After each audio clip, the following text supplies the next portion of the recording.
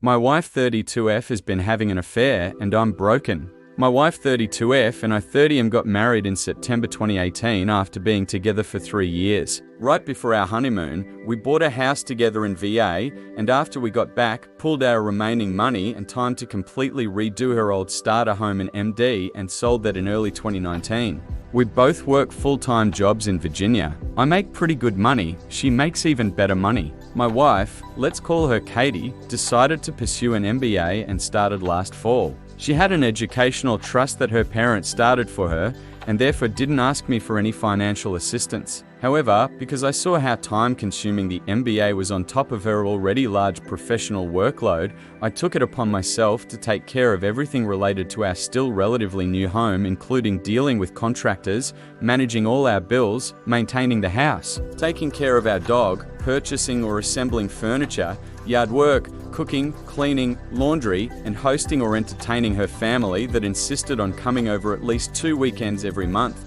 Lately, Katie had been unhappy with our relationship, complaining that I wasn't spending enough quality time with her and not making her feel wanted. I tried to argue several times that between her work and studies and my work and home responsibilities, that there simply wasn't very much time to spend together in general. We would frequently not even get to eat dinner until 9 o'clock or 10 o'clock at night, and I would either need to bring her a meal to her home office, or we would quickly eat together and she would return to schoolwork to study or percolate in group projects or session. She would argue back that the things I was doing around the house was simply my responsibility as a husband, and that while she appreciated it, it didn't count towards me trying to maintain or build our relationship. We'd also been arguing a lot about other things, and combined with the lack of free time, would be intimate maybe once a month. But after one particularly emotional and drunken conversation about 3 or 4 weeks ago now, I vowed that despite what I already thought was prioritizing her needs, that I would go even further.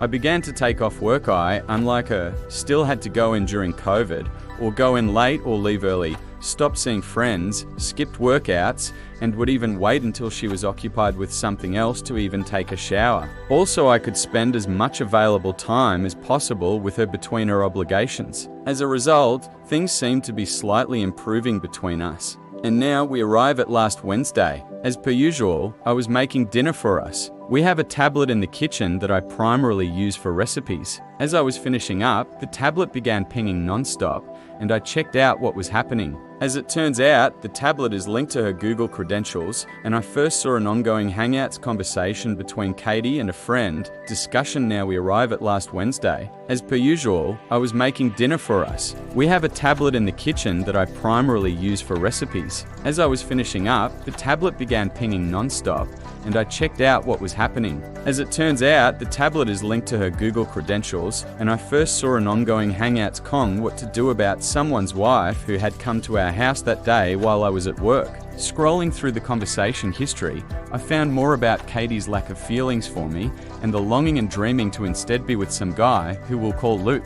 Physically shaking at this point, I decided to venture away from Hangouts and open her Gale, where I found several emails going as far back as March between her and Luke, calling each other babe, sweetheart, and my love.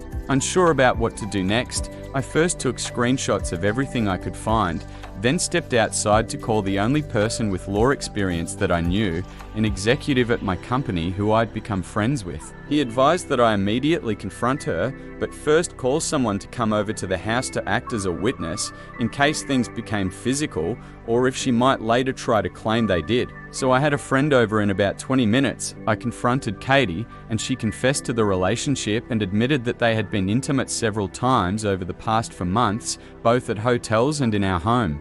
Now completely distraught, I tried to maintain my composure and asked her to leave. She stayed at a hotel for 2 nights, then despite my protest, came home on Friday, stating this was her house too. She insisted on talking when she returned, and not having a witness this time, I decided to record the entire conversation on my phone. She tried to reiterate that she had been unhappy, but despite that, had been reaching out to her friends and mother about suggestions and resources she could use to help our relationship, even though I had suggested counseling in the past, but she refused. She tried to tell me that she made a mistake, that she had already broken it off with Luke a week ago, that I was the only person she wanted to spend her life with. And the only reason she hadn't told me about it was because her friends had advised her not to. She also said that if we truly love each other, that divorce was a mistake and that we should be able to get through anything. I replied that love is worthless without trust, and then said that if she insists on staying here, to please stay in the guest room. Obviously free usage of her home office and the guest bathroom,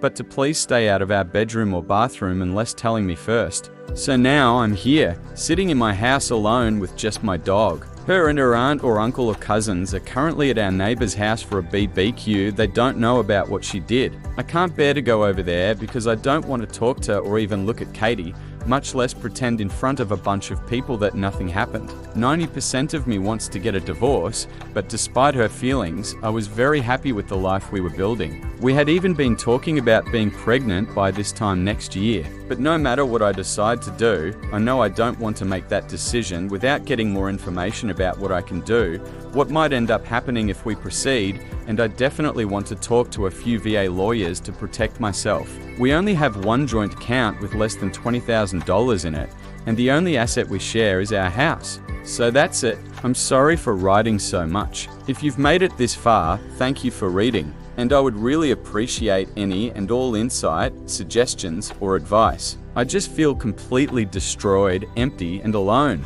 Please help me. Edit, I'm absolutely stunned and overwhelmed by the level of support you all have shown me. I truly can't believe that all of would take the time to offer your advice, kindness, and wisdom to an absolute stranger. I am doing my best to read every one of your replies, and from the bottom of my somewhat shattered heart, thank you. This has been an unbelievable light in the darkest time of my life.